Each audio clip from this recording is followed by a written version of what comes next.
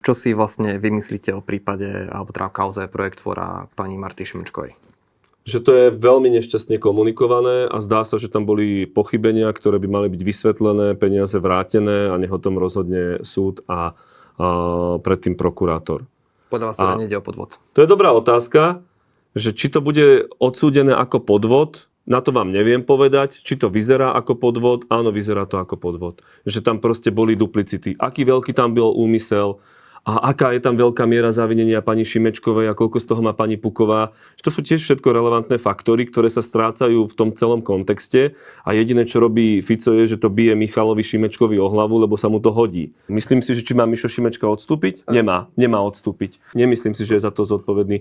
Či bola hlúposť, že mu preplácali mobil chvíľu? Bola to hlúposť. Ten zásadný rozdiel, ktorý ja v tom vidím, je, že necítim nejakým spôsobom z progresívneho Slovenska tlak alebo zásah na orgány činné v trestnom konaní. A keď kričím po Ficovi, tak to robím preto, že vidím, alebo mám indície, niekedy dokonca dôkazy, že robia zásahy do orgánov činných v trestnom konaní, aby rozhodli tak, ako oni chcú rozhodnúť.